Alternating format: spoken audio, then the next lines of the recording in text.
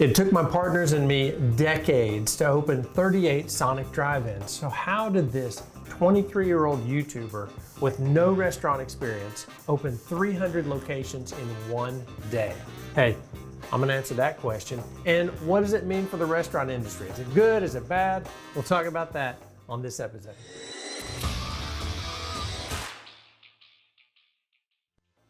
So the YouTuber I'm talking about is a guy named Mrbeast. His real name's Jimmy Donaldson, and he seems like a great guy. He's always giving away lots of money, lots of good stuff to charity, and he's just very positive. I love the guy. Great videos, gets millions of views. So a while back when I get a notification that Mrbeast has a new video, it's called I Opened a Restaurant That Pays You to Eat at It.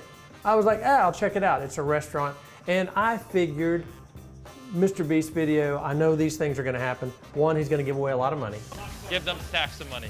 Stacks of money! Two, at some point, he's gonna holler at Carl. Carl, the line is too long. I need you to just grab burgers and just start giving it away. You two, go, go!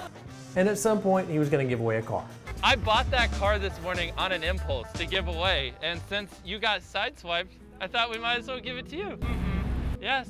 Are you crying? Oh, she's gonna make me cry. I don't get nothing, like, for real, I work hard for everything I got. I don't get nothing handed to me. Oh my gosh, I can't handle this.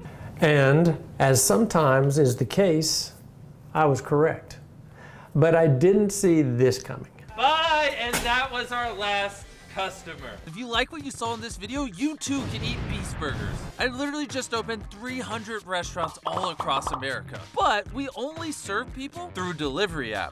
So 300 restaurants in one day. Now that is impressive. I don't care who you are. But how did he do it? You can tell there's a clue there when he said it's delivery only. So he didn't actually build any locations. What he did was he used a concept called virtual kitchens or cloud kitchens or dark kitchens. Don't say ghost kitchens. More about that in a minute. But you partner with kitchens that already exist. So people order on an app, that order actually goes to an existing kitchen. They'll make your food and it's delivered by on one of these third-party apps like Uber Eats or something like that. So why would he do it this way? Why not just build a restaurant? It looks like a lot of fun.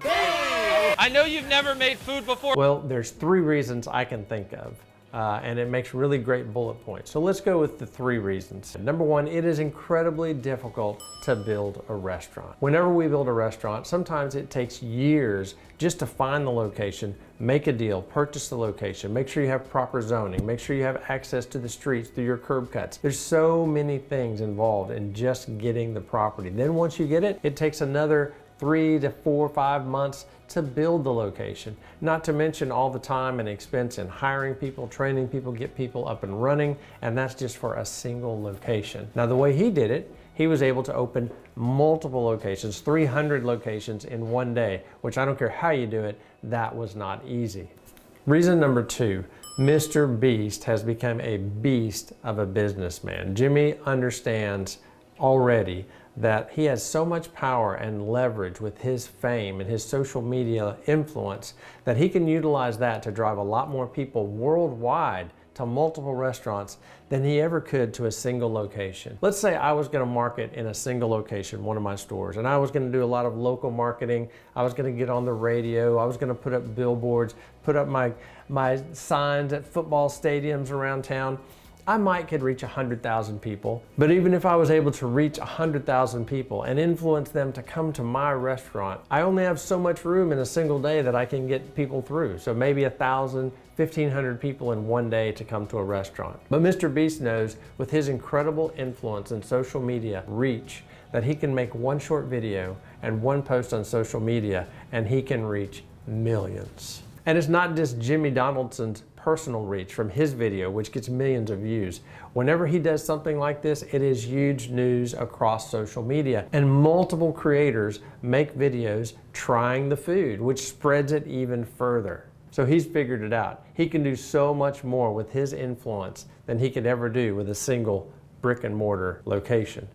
And reason number three, in true Mrbeast style, Jimmy says he wanted to help people. This was his opportunity to help drive business to small restaurants that were struggling during the pandemic. So Jimmy actually has a manager that he partners with named Reiser. Now I saw an interview where he was talking about how they did not want to use ghost kitchen. No, we actually don't have any ghost kitchens. We did this and decided to do this so we could partner with independent restaurants. We could partner with restaurants struggling during COVID, and we could give them more business. And that's why we did this. A lot of restaurants are struggling right now. So the name ghost kitchen refers to a kitchen which is a standalone without a dining room that only prepares food for takeaway, where a virtual kitchen is a shared kitchen, a restaurant that already exists and is utilizing excess capacity in their kitchen to sell other brands, to add extensions so that they can do more business through online sales. So I see his concept. He says, no, I want to make sure people understand it is a virtual kitchen, not a ghost kitchen. For some reason, he thinks it's a bad connotation.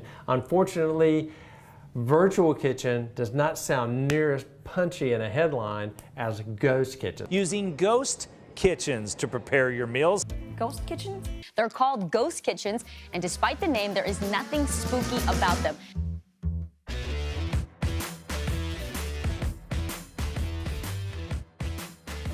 And I don't see why this is really such a problem. I mean, we should support ghost kitchens as well. It's also a business. They're local. They have staffs, and they're serving the community with more food options. I'm not against the ghost kitchen. I think they need people working in them, and they need support too.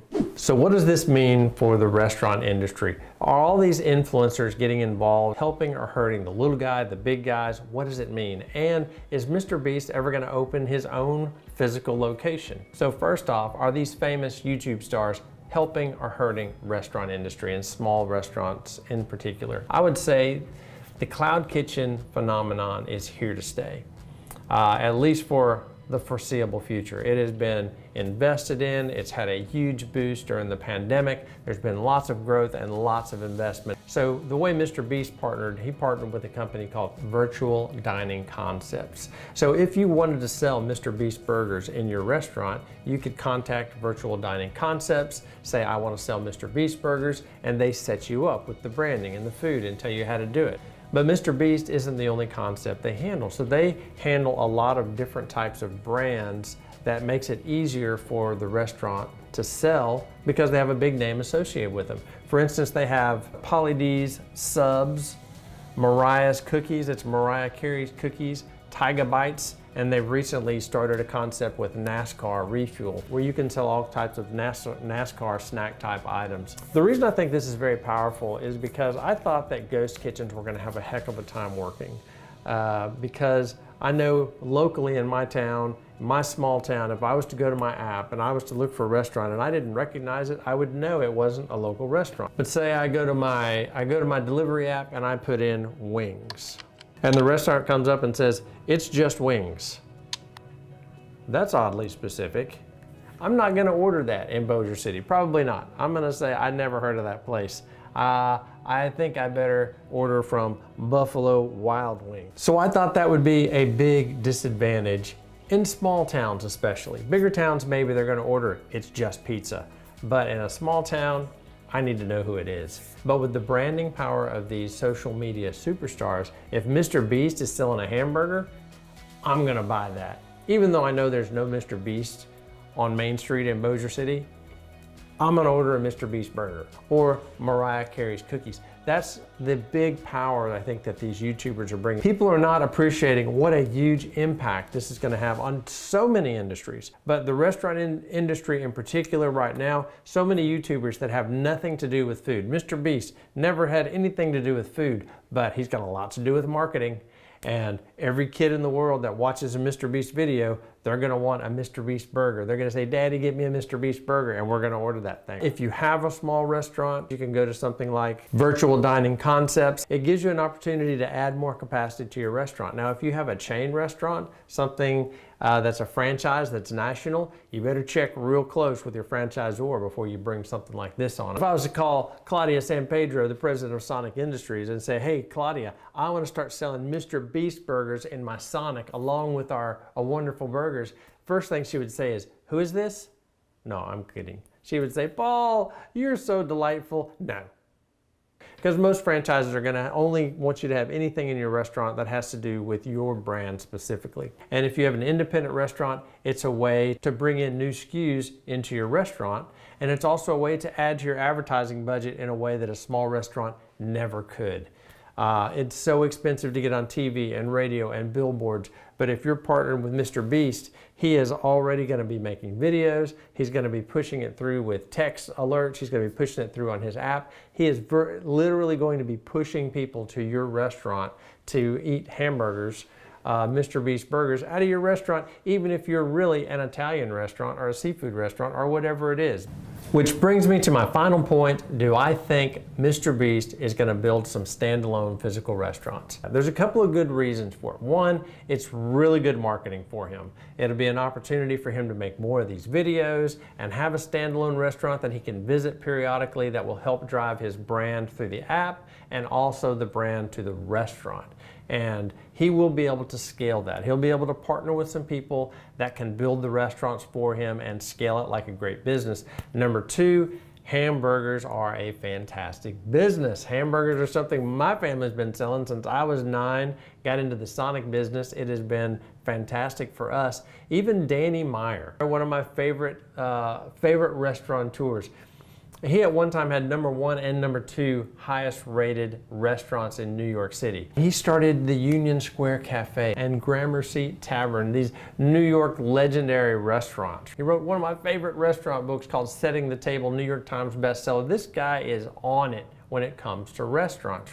And he never would open 2 of the same type of restaurant until one day he opened a little something called Shake Shack. And then he realized, dang, these hamburgers sell. And now we've all heard of Shake Shacks, their success. There's probably 330 some odd Shake Shacks around. And young Jimmy Donaldson had 300 on his first day, and now he's got over 900, but that's delivery only. So I think that he is gonna look to the success of restaurants, even somebody like Danny Meyer, who wouldn't open 2 restaurants and realize, I'm gonna open a bunch of Shake Shacks, because there's a lot of money in hamburgers. So yes, I think there's a very good chance that Jimmy is going to open up some physical locations. They're going to be good, and I predict that they're going to be very successful. Also, stay tuned, because I'm going to make another video where I talk about exactly how to actually start a Mrbeast burger. Should you open your own Mrbeast burger? Should you start selling it? I think that's something I want to look into. I'm going to see how this virtual dining concept works. I think ghost kitchens are definitely going to be on the grow, so we'll be talking more about that on this channel. If you've learned anything, if you smiled at all, go ahead and give me that thumbs up. Darn, it helps a lot. I appreciate it. I'll see you in the next video.